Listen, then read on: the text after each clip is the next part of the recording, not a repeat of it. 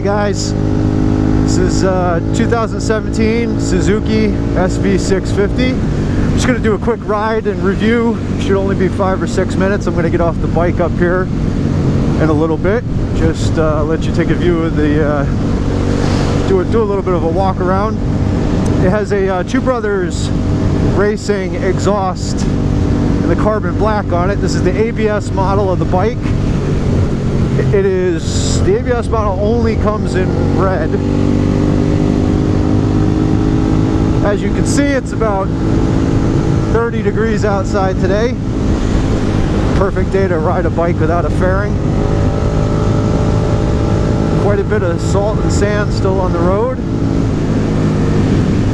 but having a great time nonetheless. So this is my first YouTube video review of this SV650, and it could also be my last ride because I'm looking at trading the bike in and getting a 2017 Triumph Thruxton R. A little bit of an upgrade. So I'm just going to tell you, I've had this bike now for a year. I bought it when it first came out because I think the SV650 is just kind of a classic bike, and they finally brought it back, and I wanted to get my hands on one, and it really is. It is a great bike. Man, just an absolutely beautiful day out here. It's a great bike, but again, this could be my last ride. I'm looking at doing a little bit of an upgrade. I also have an Indian Scout bobber. I have a couple of the YouTube videos with that bike as well. So here are some initial thoughts on the SV650, and I'll try and break it down by the type of rider you may be. So the first thing is this a good beginner bike? My answer to that is I think it's a great beginner bike. A couple caveats with that. So, you know, it's a 650. Some people like to, you know, they like to go out and learn to ride on, you know, Honda Rebel 250 or, you know, a Kawasaki 300 or 400, or even, you know, a Honda CB 500F. At the end of the day, I think if you're at all confident that you can pick up on things quick, this is a great beginner bike, and it's a great beginner bike that then will also last you some time. I mean, some of the beginner bikes, you buy them and 2-3 weeks later you're already looking for something new. This SV650, you could be a veteran and you could enjoy the heck out of this bike. I'm really debating whether or not to get rid of it or just keep it in the garage as just kind of a spare bike, because it's only a 650, but the thing rides so well, and the power between, let's say, 6,000 and 10,000 RPMs where it redlines is really awesome. And so what's great about that is if you're a beginner, you know, anywhere up to 5,000-6,000 RPMs, you can kind of take this thing slow, and it's kind of it's a versatile bike in that sense. It's you know, it's a little bit tame in that spectrum, which could be good for a beginner, but then at the same time, if you want to throttle the hell out of this bike and have a good time, you can certainly do so. Top end speed is about 125 to 135 miles per hour. I don't know how I know that. It's somewhere within there, but it can fly. I mean, there's no doubt about it.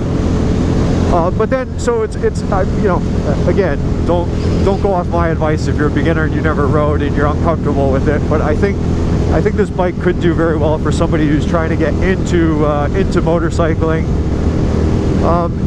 You know, if you're somebody who loves just going out and you know, you're a speed demon, this is probably not the bike for you. If you're an R1 person, or you know, any of the thousand bikes, the Gixxers, you're not going to have a great time on this bike. But even for veterans, so if that's what you used to be as a rider, and now you're looking to kind of pull back a little bit, it's excuse me, it's it's a really fun bike. They race these things, right? They race these things for a really long time. You know, if for people who are far better riders than I am, you know, they can ride the hell out of this bike. This bike has been awesome in the first year. So I have 2,512 miles on the bike. No fairing. It's fine on the highway. I don't really ride on the highway that often. It's fine out on the highway. Has plenty of passing speed. You definitely get beat to death by the wind out on the highway, so it's not a great highway bike. But otherwise, this thing it's really a lot of fun. I have ridden the 2016 Kawasaki Z800. That is a faster bike than this bike. I still like this bike a lot better. I love the V-twin motor. It feels like a motorcycle. You can kind of feel the vibration, and to me, it's not like you can feel it on an old Harley, but to me, you can feel the vibration, and it feels like what a motorcycle should. And if you get an aftermarket exhaust, it sounds like a motorcycle should. The stock exhaust that comes with this bike is probably, when you compare it to like a Z650 or an FZ07, the stock exhaust on this bike probably sounds the best out of all of those bikes. But at the same time, I elected to change it out.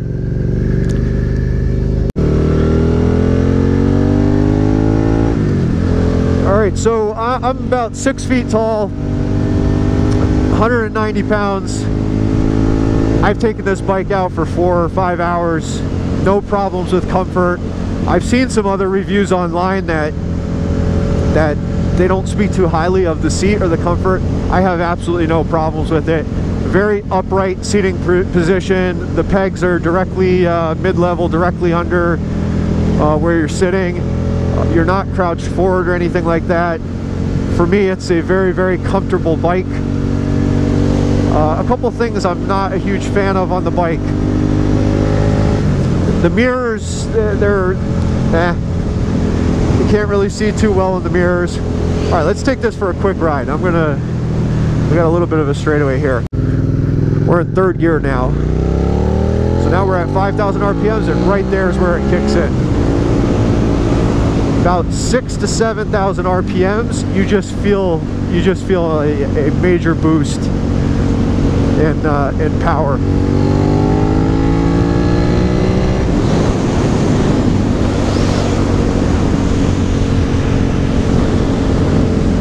But going back to what I was saying, so I'm not a huge fan of the mirrors. The brakes on the bike are fine. Again, this is the ABS model. I've never had to use the ABS. The brakes are fine, but they're nothing special compared to other bikes. So the previously mentioned Triumph Thruxton R, which I've gone out and done a couple test rides on, the brakes on that bike are they're just in a different league. The brakes on this bike are what I would call adequate, but they're nothing more than that. But really, other than the brakes, other than the mirrors, which you can replace those pretty easily, it's really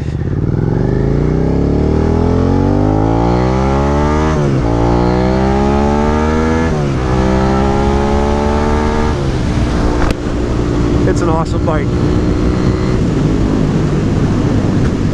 And it is a cold day. I don't know, part of me doesn't want to give this thing up.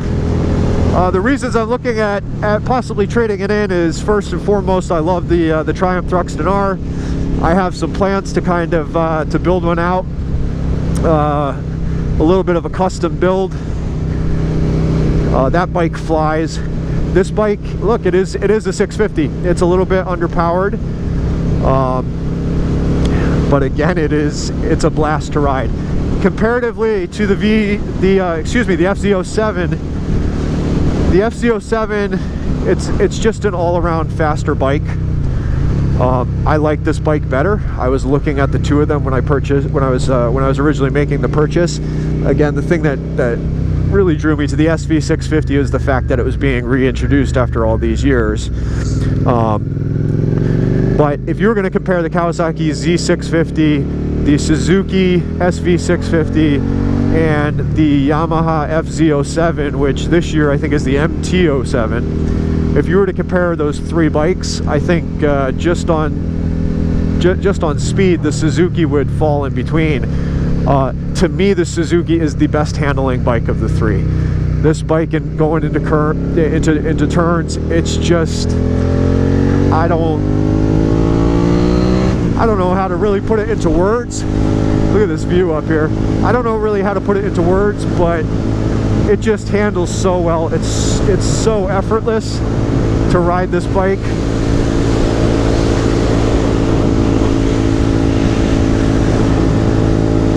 This is about as much fun as you can have on a 30-degree day with a foot of snow on the ground.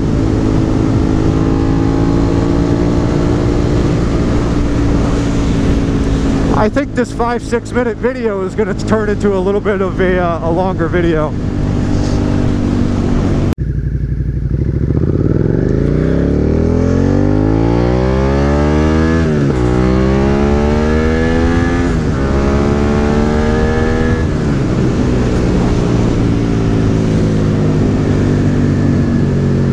The acceleration on this thing is pretty damn decent for a 650.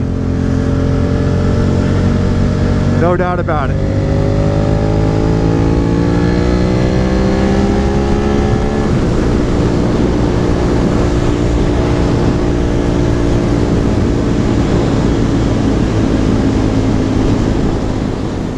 I just lost battery on my GoPro, so I'm switching over to my iPhone now.